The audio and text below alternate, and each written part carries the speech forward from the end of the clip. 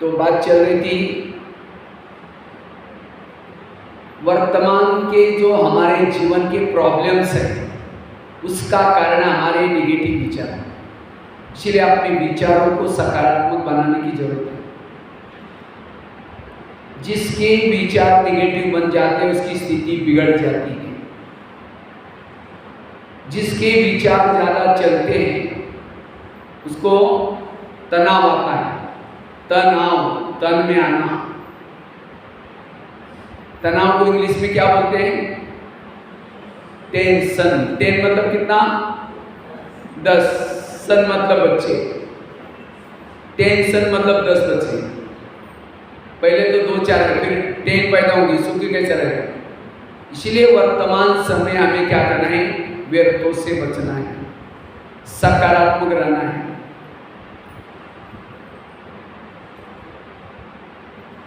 जिसके ज्यादा विचार चलते हैं उसका दिमाग ठंडा होगा या गरम? गरम। और जिसका दिमाग ज्यादा सोचने से, समस्या का चिंतन करने से गरम रहता है उसके दिमाग में केमिकल उतरते, उसे बीमारी होती है। इसलिए कहते हैं ना, जिसका पाँव गरम, पेट नरम, दिमाग ठंडा, उस घर में कोई डॉक्टर है उसको मार दो डंडा। पाँव को कैसे रखो? गरम, पेट को नरम, दिमाग को ठंडा। लेकिन आजकल उल्टा होता है, पाँव रहता है ठंडे और दिमाग रहता है गर्म।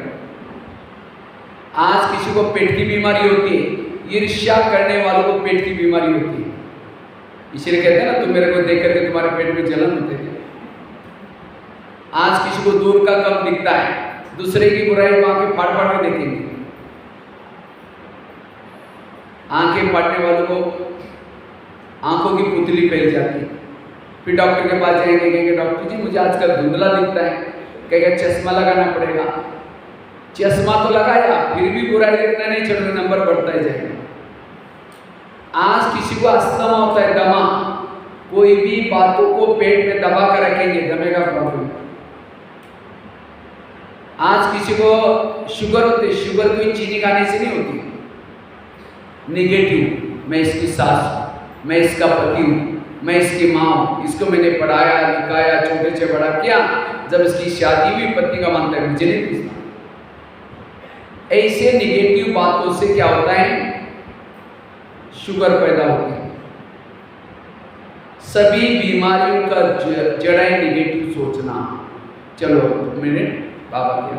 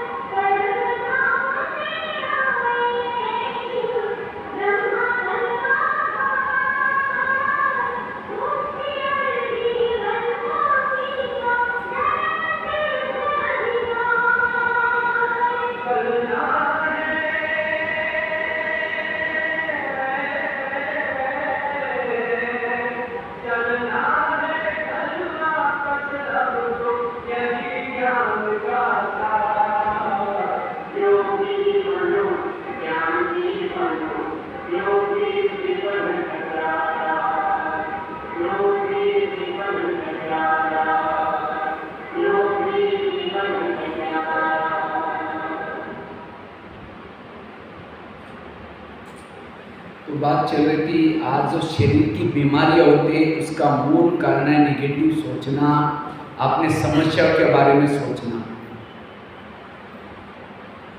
आज किसी को स्पॉन्डिलाइटिस होता है, रास्ते में जा रहे हो क्या करता है, इधर क्या करता है, इधर उधर देखने वालों को स्पॉन्डिलाइटिस होता है। फिर डॉक्टर एक बड़ा सा पट्टा लगाता है, जब पट्टा लगेगा 6 महीना ना इधर देखेंगे ना इधर देखेंगे। सभी बीमारियों का जड़ है व्यर्थ सोचना। तो हम व्यर्थों से मुक्त कैसे बने, और ये मैं कोई क्लास नहीं करा रहा हूं, लेकिन हमने अपने जीवन में किया है कुछ मेरे जीवन, क्योंकि जो समस्याओं का समाधान करता है, कईयों को क्या समस्या है, किसी की सास तंग कर रहे, किसी का पति तंग कर रहे, किसी के बच्चे तंग कर रहे। क्यों तंग कर रहे? वो समस्या आती है, लेकिन आप उसको शुभ भावना दो, उसको बदल, शुभ भावना से बदल भी सकते हैं। मेरा खुद का एक लाइव एग्जांपल आपको सुनाता हूँ, क्योंकि आजकल माताओं के जीवन में यही प्रॉब्लम है। कहते हैं मेरी सास तो इतना काम करते हो तो भी बदलती नहीं। जितना उसकी बुराई 10 जगह पर सुनाएंगे उतना आपके साथ और गलत व्यवहार करेंगे। इसीलिए उसको शुभ भावना दो। आप कहेंगे कैसे उसको शुभ भावना दे, मेरे साथ क्या क्या करती है, लेकिन हमने किया है उसको। मैं जब दिल्ली में रहता था, दिल्ली पांडवों में जब गुजरात गांधी रहती है, तो वहाँ 30-40 हम लोग भाई लोग रहते थे, भाई और बहनें भी 30-40 जन लगते थे, क्योंकि बहुत बड़ा सेंटर था। वहाँ विदेशी लोग बहुत आते थे। होता है हर एक बहनों में कोई अच्छाई भी होते हैं, कोई संस्कार भी होता है, पुराना संस्कार। तो सवेरे मैं किचन में सेवा करता था, और एक बहन सवेरे खाना खिलाती थी, नाश्ता, एक बहन दोपहर का भोजन खिलाती थी, और एक बहन रात्रि का भोजन खिलाती थी। जो दोपहर का भोजन खिलाने वाली बहन है उसके अंदर थोड़ा सा गुस्से का संस्कार है। अब छोटी छोटी बातों में गुस्सा करती।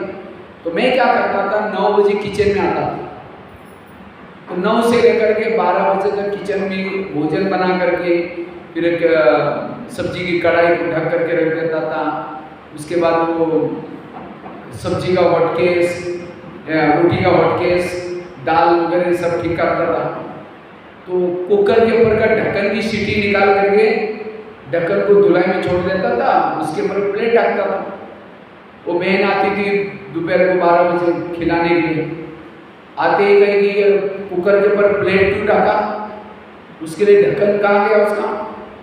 वो ढक्कन वहाँ से जूते से निकाल करके उसको उसके ऊपर रखती थी, प्लेट को फेंक देती। अब दूसरे दिन मैं क्या करता था, प्लेट को ढकता था, अपना ढक्कन को रखता था, प्लेट नहीं ढकता था। वो ढक्कन को जोर से फेंक देती, कहते इसके ऊपर प्लेट क्यों नहीं ढकी। मैंने कहा बहन आपने तो कल बोला था कि ढक्कन नहीं रखना, प्लेट नहीं रखना, ढक्कन तुम मेरे को सिखा रहे। उसके सामने बोला मतलब वो और ही प्रॉब्लम है। अब जिस दिन मैं ढक्कन रखता था, ढक्कन क्यों रखा, उसको प्लेट रखो। अब जिस दिन प्लेट रखा तो प्लेट क्यों रखा, ढक्कन क्यों नहीं रखा। उसके बाद वहाँ मिर्ची का टोकरा वगैरह, किसी को मिर्ची खाना होता है तो टोकरा रखते थे। कहते हैं मिर्ची का टोकरा पत्थर जो ऊपर बनाया उसके ऊपर रखा हो। अब जिस दिन ऊपर रखते थे कहते मिर्ची का टोकरा कहाँ है, मेरे को ऊपर, कहते नहीं पता नहीं चलता, आइए नहीं, उसको नीचे रखा करो। अब नीचे रखते थे, कहते थे नीचे क्यों रखा, सारा घमासान होता उसको ऊपर रखो। उसके बाद उसको वो जब भी सवेरे फ्री रहती थी तो सवेरे वहाँ जमादारनी आती थी सफाई करने के लिए, तो उसके लिए वो ताजी रोटी देती थी 2, और बासी जो भी बचाए कागज में फोल्ड करके देती थी। तो मेरे को कहती थी ताजी को अलग कागज में रखो, बासी को अलग रखो। अब जिस दिन अलग में रखते थे कि अलग क्यों रखा, एक में रखो। अब जिस दिन एक में रखा तो एक में क्यों रखा, दोनों में रखो। तो मेरा योग बाबा से लगने के बजाय, वो मैं 9 बजे जाता था, 9 बजे से मेरा योग बाबा से लगने के बजाय वो अभी आएगी, क्या क्या बोलेगी, वही मेरा संकल्प चलते थे। उसके कर्मों में योग नहीं लगता था।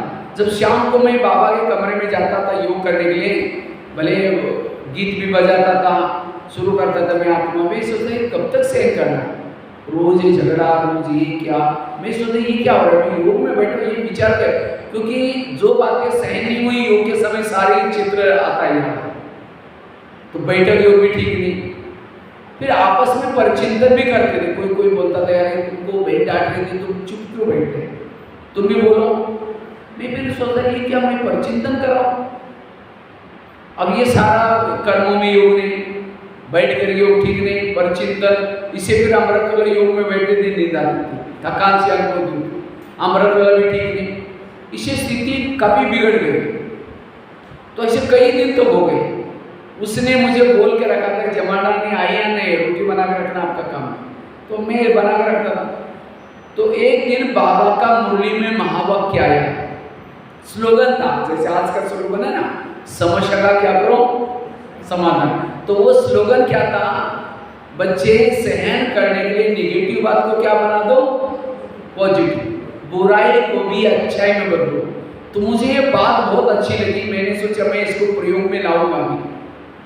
तो मैंने क्या किया, जब भी कमरे से जाता था, किचन में जाता था, 2 मिनट में बाबा को याद करता था, मैं बाबा को कहता था आज बाबा उस भगवत को आप भेजेंगे, आज पता नहीं किस प्रकार के फूल लाएंगे।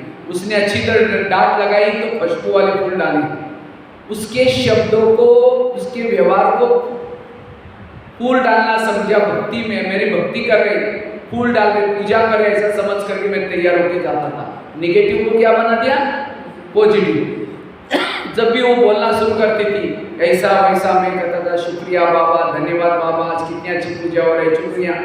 वो क्या बोल रहे हैं मुझे सुनाई नहीं पड़ता था, मैं बाबा बाबा करता था, वो बोल बोल करके चुप रहती थी। उस समय मैं बोलता था बहन जी ओम शांति, कहती इतना सारा बोला कुछ फर्क नहीं पड़ा, तुम तो पत्थर है पत्थर बोल देते। लेकिन मैं तो सोचता, मैं उसको नहीं बोलता था मैं आप पूजा कर रहे हैं, वो और चिढ़ जाती बड़ी देवता बन के आया। मैं अंदर से सोचता था मेरी पूजा हो गई। और जिस दिन उसने कुछ बोला है ना, तो मैं बाबा कहता था बाबा आज मजे ही नहीं आई, आज पूजा ही नहीं हुई मेरी। धीरे धीरे मेरे अंदर सहन शक्ति बढ़ती गई। शाम को जब बाबा कमरे में बैठता था, बाबा कहता बाबा आज मजा आ गई, बहुत अच्छा पूजा हो गई। जिस दिन कोई बोला, उसने बोला नहीं, तो बाबा कहते बाबा आज मजा ही नहीं।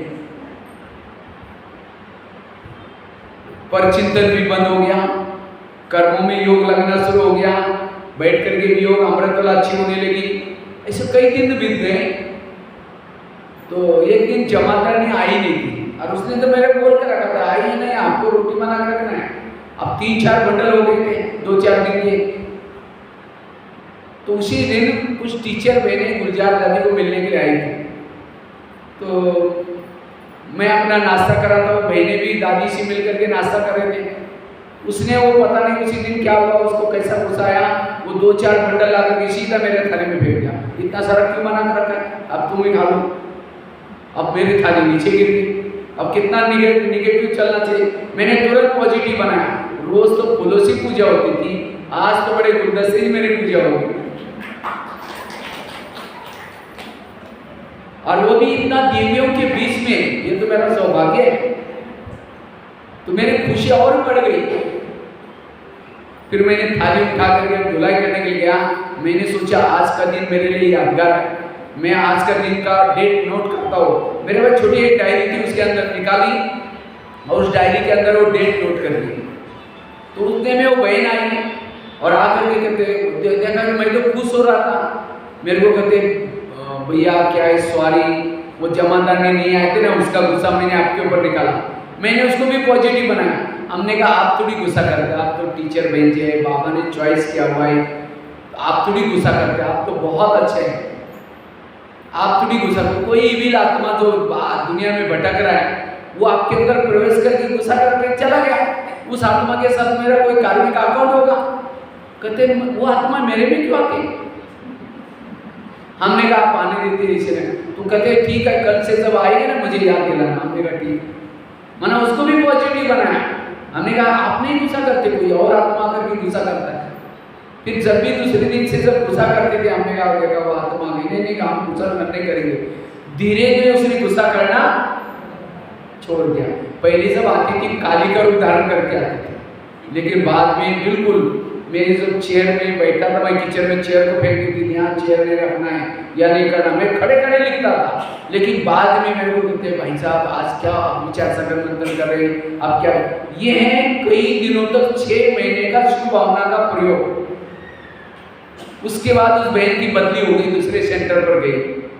तो एक दिन मेरे को फोन करके बोलते हैं कि भाई आप बहुत अच्छी चिंतन करते हैं, मनन चिंतन करते हैं, कभी आप क्लास कराने के लिए हमारे सेंटर में भी आओ ना। तो मैंने कहा ठीक है कभी आऊँगा। तो एक दिन मैंने उसके सेंटर पर गया था, उसने एक साइड पर माता एक साइड पर भाई खड़े के सवेरे फूल डाले, फिर उसने एक बड़ा सा गुलदस्ता मुझे दिया। तो मेरे को जोर से हंसी आई। तो कहते आप क्यों हंस रहे हैं? मैंने कहा मुझे कोई पुरानी बात याद है, मुझे उस समय रोटी वाला गुलदस्ता याद आ गया। कहाँ रोटी फेंका था सबके बीच में, आज वो क्या दे रहे सबके बीच में? गुलदस्ता। ये गुलदस्ते ऐसे नहीं मिलते जब सहन किया। इसीलिए मैं कोई क्लास नहीं करा, लेकिन हमने किया हुआ है।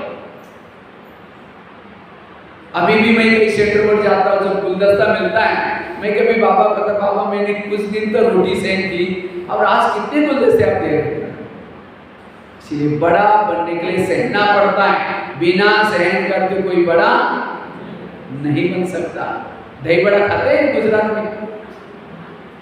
दही बड़ा कैसे बनता है? मैं भी माउंट में किचन में सेवा करता हूँ, कभी कभी बनाते थे हम लोग। पहले रात को उड़द की दाल को पानी में भिगोते, सवेरे उसको मिक्सी में पीसते हैं, आटे को फेंटते रहते हैं, गरम गरम तेल के अंदर डालते हैं, तेल से निकाल करके ठंडे पानी में डालते हैं, ठंडे पानी से निकाल करके जोर से उसको निचोड़ देते हैं। अगर टुकड़े हो गया टूट गया मेहमान को निकलेंगे रिजेक्ट कर। फिर उसको क्या करेंगे? प्लेट में रखेंगे, दही डालेंगे, इमली की चटनी डालेंगे। इमली की चटनी में भी काला नमक, सफेद नमक, चीनी का बुरा, और उसके ऊपर भुना जीरा पाउडर डालेंगे, लाल मिर्ची डालेंगे। तब क्या बना? जिसके सामने आएगा मुंह में पानी आएगा, वाह बड़ा कितना अच्छा बना। बड़ा बड़ा कब बना? पिसा गया, फेंटा गया, तलाया गया, नमक लगाई, मिर्ची लगाई। इसी तरह अगर हमें भी बड़ा बनना है, कोई पिसते भी रहेंगे कब तक? जब तक ऊपर नहीं जाएंगे तब तक। कोई फेंटते भी रहेंगे, गर्म बातें आएंगी, ठंडी आएंगी, कोई नमक लगाएगा, कोई मिर्ची लगाएगा। कई कहते हैं मैं सत्य हूँ, मेरी उल्टी सुल्टी बातें सुना रहे, सुनाएंगे लेकिन सहन करना है। और जब सहन करेंगे तब क्या बनेंगे? बड़े बनेंगे। 80 बाबा बड़ा बना, दादियाँ बड़ी बनी, उन्होंने क्या किया है? सहन किया। एक पत्थर भी सहन करके मूर्ति बनता है, तो क्या हम सहन करते देवी देवता नहीं बनेंगे? लेकिन आज के लोगों में सहन शक्ति नहीं है, और खास तो माताओं में सहन शक्ति ज्यादा है कम है? ज्यादा। मजबूरी का नाम महात्मा गांधी। माताएं सहन तो करती हैं, लेकिन सहन की भी बातें अपने तक नहीं रखेगी। समझो सास ने कुछ बोला, पति ने कुछ बोला, थप्पड़ थोड़ी मारेगी जोर से, चुप रहेगी। जैसा पति निकल गया ऑफिस में, पड़ोसने के बाद जाकर पानी भरने के बहाने जाएंगे, फिर कहेगी क्या कर रहे जी? बस बैठे खाना खा रहे, क्या खाओ, पति ने बड़ा घमासान किया। वो कहेगी मेरा भी कोई कमाई का, सास भी मिली है, बेटा भी ऐसा ही है। लेकिन कहते हैं मैं कभी कभी उसको धमकाती हूँ, तुम भी कम नहीं करना, तो तुम्हारा ऐसा ही नहीं चलेगा। बस वो सुन के आई, सारा दिन वही चिंतन चल रहा है, खाना भी उसी धमका नहीं करके उसी बात में बनाया। शाम को पति आया, पानी मांगा, कैसे देंगे? ले, तेरे को हाथ नहीं है। जैसा पानी वैसी वाणी, जैसा खाओगे अन्न वैसा बनता है। ये सब सहन शक्ति की कमी। आज हमने अपने जीवन में बहुत सारी बातें आई, उसको सहन किया है, और बहुत सारे मेरे जीवन में तो सहन शक्ति का अनुभव ही अनुभव है। इसलिए मैंने कहा मैं केवल क्लास नहीं कर रहा हूँ, लेकिन अनुभव के आधार से। मैं जब मधुबन में रहता था, तो मधुबन में रहता था, मैं ट्रायल में था 2 साल। तो उस समय बाबा 2 दिन के बाद आता था, 3 दिन के बाद आता था, रात रात बाबा बैठता था। आजकल संडे की मूवी सुनी ना आप लोगों ने, हमने सम्मुख बाबा की सुनी है मधुबन में। उसके पहले भी सितारे, तारांगन, पूछ वाले थे सितारे, वो सब सामने मुरली सुनी। हम लोग मधुबन में थे उस समय, तो रात रात बाबा बैठता था। तो उसी समय एक बाबा ने सेवादारी से मिल रहे थे। सेवादारी को स्टेज पर बुला करके सभी बैठे थे, थोड़े थे। बाबा ने कहा कि बच्चे, सेवा मतलब केवल मधुबन में नहीं, बाबा जहाँ भेजेंगे जाएंगे। हम तो हाथ खड़ा करते थे, हाँ जी बाबा, हमको क्या पता कि जाना भी पड़ेगा। तो दूसरे तीसरे दिन गुलजार दादी ने किसी के द्वारा मुझे बुलाया, कहा कि फलाना भगवान भाई है, उसको बुलाओ। 2 बजे था दिन में, सारे लोग सोए थे लगभग 2-2:30 के बीच में। तो दादी ने मैं तो नशा चढ़ गई, बाबा के रब ने मुझे बुलाया, ये तो मेरा सौभाग्य है। तो दादी कहती तुमने दिल्ली नहीं देखी ना? मैंने कहा नहीं दादी। अरे वो राजधानी को तुमने देखा ही नहीं, तो जाओगे दिल्ली? मैं कहा दादी आप भेजेंगे तो जाऊंगा, लेकिन कहते ये बात यहाँ किसी को भी नहीं बोलना, ये बात यहाँ किसी को नहीं बोलना। और कहा कि मैंने कहा दादी जिसके पास मैं सेवा करता हूँ उसको नहीं बोलना। नहीं, उसको भी नहीं बोलना, वो तो हम बोल देंगे।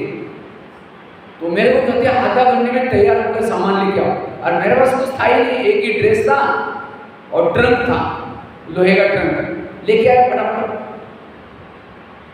तो जनरल में टिकट बना करके भेज दिया, चला गया दिल्ली।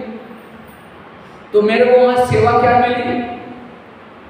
वो जो फॉरेनर आते थे उसका टेबल पोंछना, उनको खाना खिलाना। तो दूसरा दिन था, जो भाई वहां संभालता था उसने मेरे को कहा कि टीन लेके आओ। अब मैं तो टीन समझे कि टीन किसको बोलते हैं, तो हमारे वहां डब्बा बोलते हैं, वहां तो टीन बोलते हैं या कनस्तर बोलते हैं। मैं तो समझा नहीं टीन। मैंने धीरे से बोला भाई जी क्या लाना है? उसको तो गुस्सा आया, कहता है दादिया पता नहीं कौन से गधे भेज देते हैं, जिस गधे को हिंदी भी नहीं आती। मेरे को क्या किया, एक भाई को कहा कि इस गधे को जाकर के बगीचे में छोड़ के आ जाए। और वो भाई ने मेरा हाथ पकड़ा और पीछे एक अजमल खान पार्क उसमें छोड़ के आया। रात को 9 बजे तक मैं खाना भी नहीं खाता। रात को 9 बज गया, 10 बज गया, 11 बज गया, 12 बज गया। वहां रात को पुलिस वाला सिक्योरिटी कर रहा था, वो डंडा पटकाते जा रहा था। मैं तो बगीचे में बैठा था, तो मेरे को निगेटिव संकल्प चलना शुरू हो गया। मैंने कहा बाबा ये अंदर मैं तो नरक में पहुंच गया, मधुबन में तो कितने अच्छे लोग हैं। तो ये एक मन कहता है तुमको किसने भेजा है? बाबा के रथ में नहीं भेजा है, जो होगा सब अच्छा होगा। तो तीसरा मन कहता है अभी पुलिस वाला पकड़ करके जेल में रखेगा तो बहुत अच्छा होगा।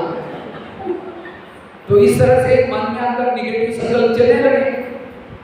तो मैंने सोचा कि वापिस घर चल के कोई बात नहीं, क्योंकि मधुबन में भी नहीं जा सकेंगे, क्योंकि जिसके पास मैं सेवा करता था वो कहेगा तुम दिल्ली घूमने के लिए ना जाओ, वही रहो। उसको तो बोला ही नहीं था। अब घर भी जाएंगे तो घर में भी 4-5 साल तो मधुबन में रहा था, घर में भी कुछ नहीं। और वापिस जाएंगे तो भाई को मना किया मेरे को। ऐसा मेरे को बहुत अंदर से संकल्प चलना शुरू हो गया।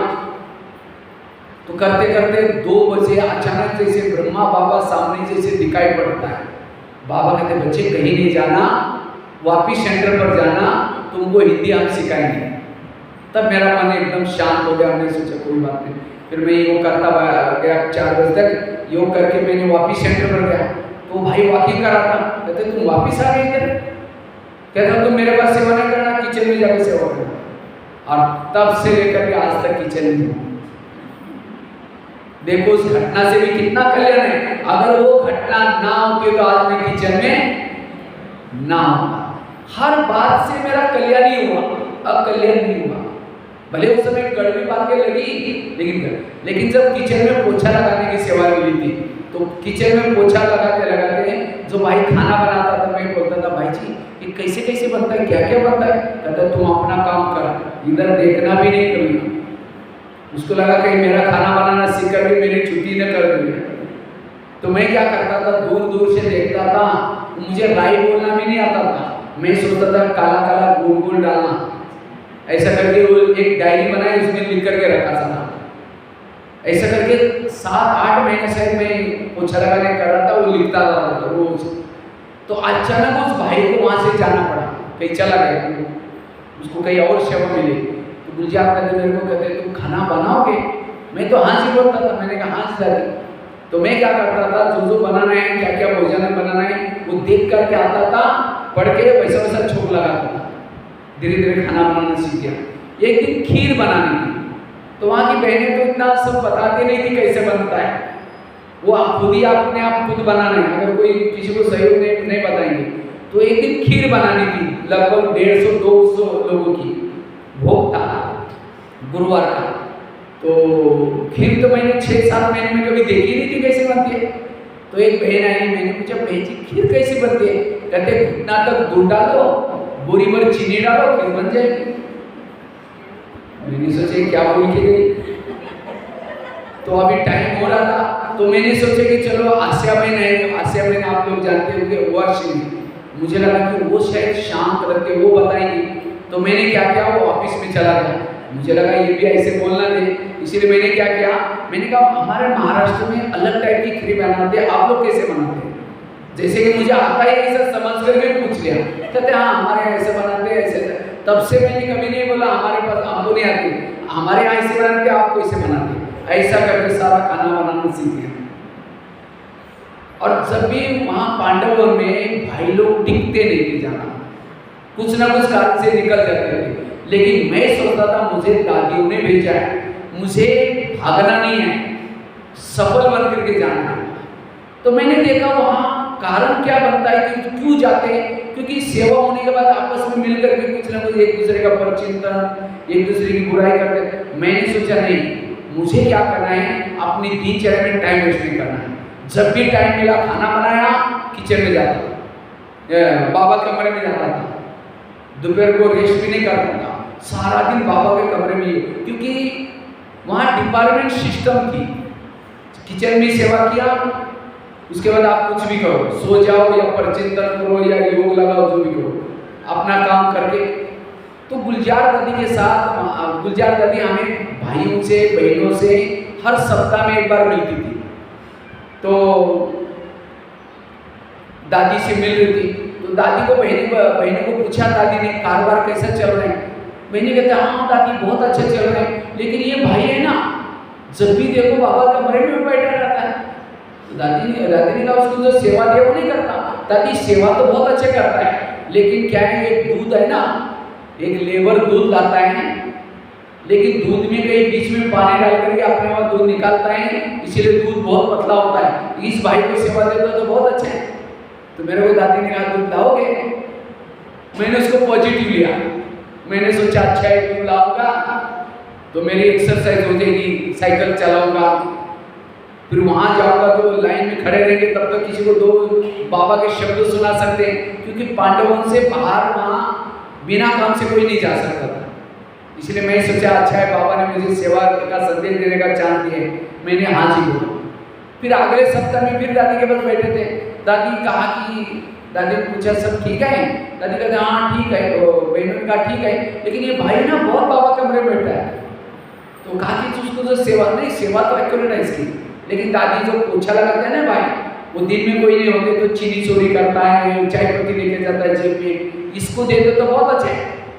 तो दादी ने मेरे को कहा पोछा लगाओगे? हमने कहा दादी। मैं सोचा अच्छा पोछा लगाऊंगा, मुझे अभिमान नहीं आएगा, मेरी हेल्थ भी अच्छी रहेगी, उसको भी पॉजिटिव लिया। फिर अगले सप्ताह में कहा कि दादी रात को जो एक पेहरे वाला भाई था, पेहरा जाता था, पेहरा मतलब रात को जागना नहीं है, सो जाना है, मुझे भी सोना पड़ता था, क्योंकि वहाँ बाहर से फॉरेनर आते थे और वो बेल बजाते थे। बेल बजाने के बाद वो पेहरे वाला जाता था, गेट खोलता है, अंदर लेता था, चाय पानी पिला करके कमरे में भेज देता था, फिर सो जाना है। लेकिन कहा पेहरे वाले को रात को घंटी सुनाई नहीं पड़ती। कई बार तो ऐसा हुआ घंटी बजाई, वो उठा नहीं, फॉरेनर वही गेट पर बैठे बैठे सो गए, उनकी ब्याज चोरी हुई। 3-4 केसेस हो गई थी। तो कहा कि इस भाई को सेवा दे दो। मेरे को दादी ने कहा तुम रात का पहरा करोगे? हमने कहा दादी। मैंने सोचा अच्छा एक पहरा करूँगा, फॉरेनर के साथ दोस्ती हो जाएगी, इंग्लिश सीखूंगा।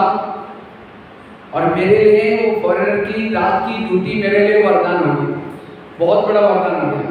तो वो भी सेवा शुरू किया। उसके बाद अगले सप्ताह में कहा कि दादी क्या है, गेहूँ पीस के लाते हैं ना, एक भाई छोड़ के आता है, फिर गेहूँ को चेंज करते लोग, इसलिए इस भाई को ड्यूटी दे दो। तो मेरे को दादी ने कहा गेहूँ पीसेगा? हमने कहा दादी पीस के लिए क्या होगा। तो मेरी दिनचर्या इतनी व्यस्त हो गई, बिल्कुल सोने का टाइम नहीं, बिल्कुल टाइम दिनचर्या। तो अगले सप्ताह में फिर दादी ने वो फिर बहनों ने कहा दादी क्या है वो, दादी का इस भोलेनाथ ने भगवान भाई को हम कितनी ड्यूटी दे रहे हैं। मेरे को बुलाए नजदीक, मेरे सिर पर हाथ रखा दादी ने, कहते ये भाई आगे चल करके बहुत महान बनेगा, मैं बहुत आशीर्वाद दुआएं देती हूँ। और दादी का दुआएं यहाँ तक पहुंची। कहने का मतलब अगर हम बड़ों जो सेवा देते हाजिर करते वही सेवा के लिए हमारे। और मैं जब